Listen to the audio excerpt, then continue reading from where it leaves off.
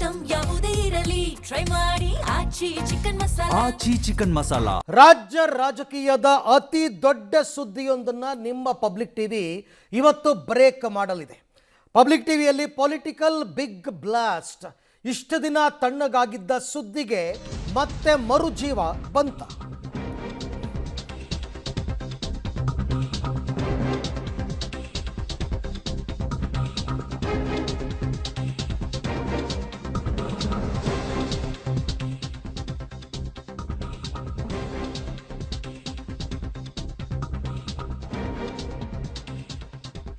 ಇದು ರಾಜ್ಯ ರಾಜಕೀಯದ ಅತಿ ದೊಡ್ಡ ಸುದ್ದಿ.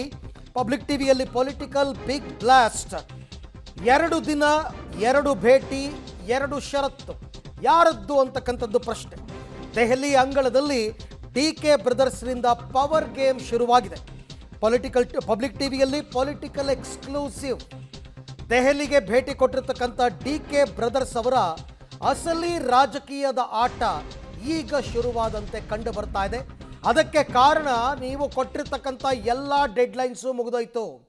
ಇನ್ನೇನಿದ್ರು ನಾವು ಹೇಗೆ ಹೇಳ್ತೀವೋ ಹಾಗೆ ನೀವು ಕೇಳಬೇಕು, ಅದರ ಪ್ರಕಾರವೇ ನೀವು ನಡ್ಕೋಬೇಕು. ಯಾಕೆಂದರೆ ನೀವು ಕೊಟ್ಟ ಎಲ್ಲ ಡೆಡ್ಲೈನ್ಸು ಕೂಡ ಮುಕ್ತಾಯ ಆಗಿದೆ.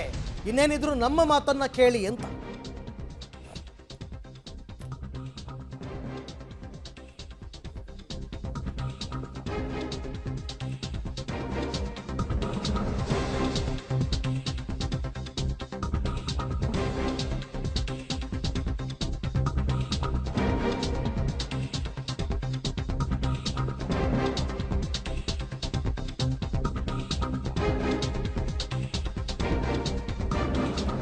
ದೆಹಲಿಗೆ ಹೋದ ದಿನವೇ ವೇಣುಗೋಪಾಲ್ ಅವರನ್ನ ಭೇಟಿಯಾಗಿದ್ದಾರೆ DK ಬ್ರದರ್ಸ್. ಅಂದರೆ ನಿನ್ನೆ DK ಬ್ರದರ್ಸ್ನಿಂದ AICC ಅಧ್ಯಕ್ಷ ಮಲ್ಲಿಕಾರ್ಜುನ್ ಖರ್ಗೆ ಅವರ ಭೇಟಿ ಕೂಡ ಆಗಿದೆ.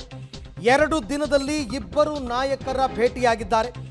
ಜೊತೆಗೆ 2 ಷರತ್ತನ್ನು ಕೂಡ ವಿಧಿಸಿದ್ದಾರೆ DK ಬ್ರದರ್ಸ್. 2 ದಿವಸದಲ್ಲಿ ಇಬ್ಬರು ನಾಯಕರನ್ನ ಭೇಟಿಯಾಗಿರೋದು.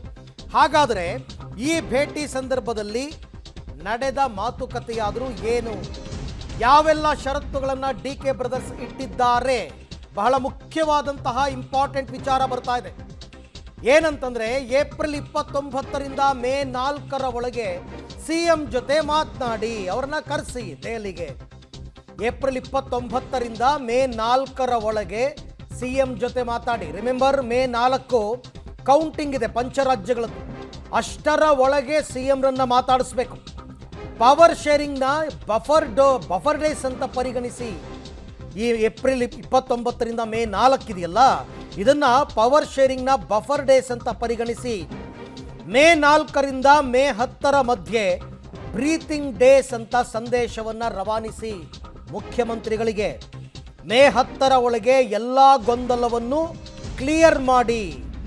ಹೈಕಮಾಂಡ್ ನಾಯಕರ ಮುಂದೆ DK ಬ್ರದರ್ಸ್ ನೇರವಾದ ಮಾತುಕತೆ ಇಟ್ಟಿದ್ದಾರೆ. ಯಾಕೆ ಅಂದರೆ ಪ್ರತಿಯೊಬ್ಬರಿಗೂ ಕೂಡ ತಾಳ್ಮೆ ಅನ್ನೋದಕ್ಕೆ ಮಿತಿ ಇರುತ್ತೆ.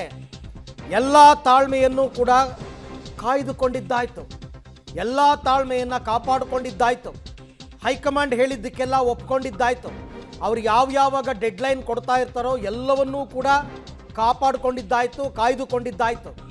ಈಗ ಉಪದೇಶ ಬೇಡ, ಏನಿದ್ರೂ ಕೂಡ ಆದೇಶವನ್ನು ಕೊಡಿ. ನಮ್ಮ ತಾಳ್ಮೆಗೂ ಕೂಡ ಒಂದು ಮಿತಿ ಇದೆ. ಆದಷ್ಟು ಬೇಗ ಮುಖ್ಯಮಂತ್ರಿಯನ್ನು ಕರೆಸಿ. ಏಪ್ರಿಲ್ 29ರಿಂದ ಮೇ 4ರ ಒಳಗೇ ಇದಾಗಬೇಕು ಅಂತ DK ಬ್ರದರ್ಸ್ ಈಗ ದೆಹಲಿಯಲ್ಲಿ ಪಟ್ಟು ಹಿಡಿದು ಕೂತಿದ್ದಾರೆ. ಮೇ 10ರ ಒಳಗೆ ಎಲ್ಲ ಕ್ಲಿಯರ್ ಆಗಬೇಕು. ಯಾವ ವಿಚಾರ? ಪವರ್ ಶೇರಿಂಗ್ ವಿಚಾರ. ಖರ್ಗೆ ಮತ್ತು ವೇಣುಗೋಪಾಲ್ ಮುಂದೆ ಕಡ್ಡಿ ಮುರಿದಂತೆ DK ಶಿವಕುಮಾರ್ ಮಾತಾಡಿದ್ದಾರೆ. ನಾಯಕತ್ವ ವಿಚಾರದಲ್ಲಿ ನಿಮ್ಮ ನಿರ್ಧಾರವನ್ನು ಪ್ರಕಟಿಸಿ, ಈ ಹಿಂದೆ ನೀವು ಕೊಟ್ಟ ಮಾತನ್ನು ಉಳಿಸ್ಕೊಳ್ಳಿ ಅಂತ DK ಶಿವಕುಮಾರ್ ಪಟ್ಟು ಹಿಡಿದಿದ್ದಾರೆ. ಶಾಸಕರ ಗೊಂದಲ ಏನಾದರೂ ಉಂಟಾದರೆ ನನ್ನನ್ನು ಹೊಣೆ ಮಾಡಬೇಡಿ. ನಾನು ಇಲ್ಲಿ ತನಕ ನಮ್ಮ ಬೆಂಬಲಿಗರಿಗೆ, ನಮ್ಮ ಶಾಸಕರಿಗೆ ಹೇಳಿ ತಾಳ್ಮೆಯಿಂದ ಇರಿ ಅಂತ ಇಟ್ಟಿದ್ದೀನಿ. ಬಟ್ ಅವರ ತಾಳ್ಮೆಗೂ ಒಂದು ಮಿತಿ ಇದೆ. ನಾಳೆ ದಿನ ಏನಾದರೂ ಶಾಸಕರ ಗೊಂದಲಗಳು ಉಂಟಾದರೆ ನನ್ನನ್ನು ಹೊಣೆ ಮಾಡಬೇಡಿ.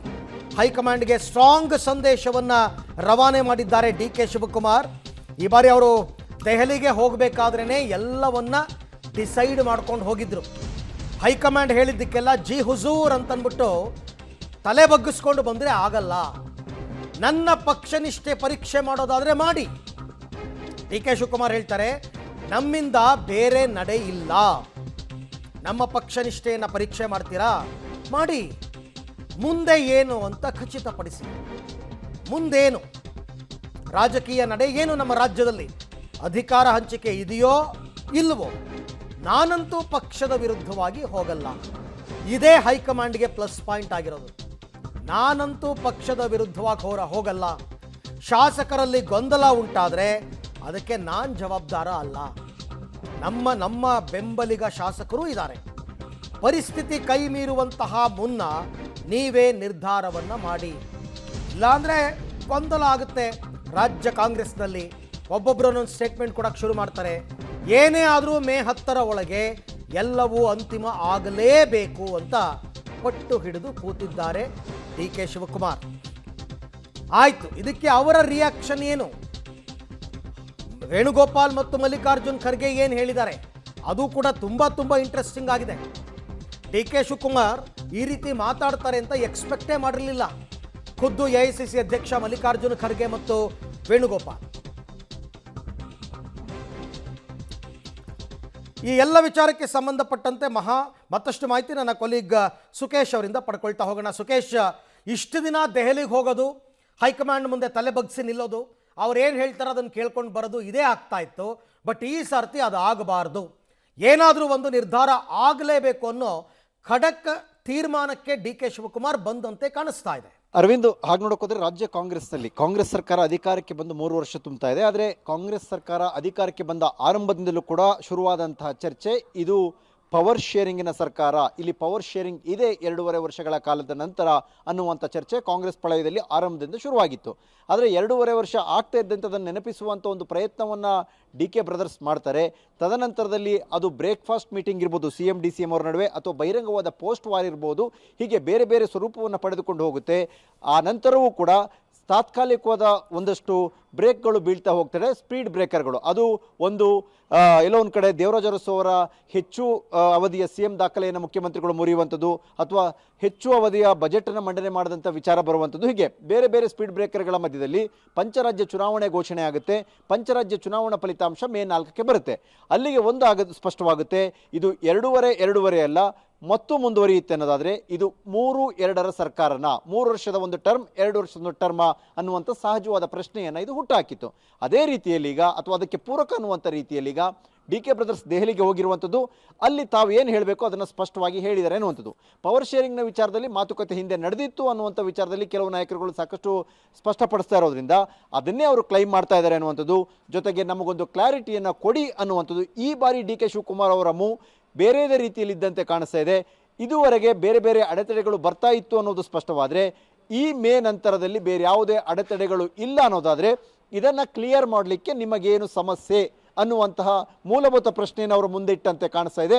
ಅದಕ್ಕಾಗಿ ಏನು 29ನೇ ತಾರೀಕು ಬಂಗಾಳದ 2ನೇ ಹಂತದ ಚುನಾವಣೆ ಮುಗಿಯುತ್ತೆ. ಚುನಾವಣೆ ಮುಗಿದರಿಂದ ಫಲಿತಾಂಶದವರೆಗಿನ 4ನೇ ತಾರೀಕಿನವರೆಗಿನ ಒಂದು ರೀತಿಯ ಬಫರ್ ಝೋನ್ ಅಥವಾ ಬಫರ್ ಟೈಮ್ ಅಂತ ಹೇಳ್ಬೋದು.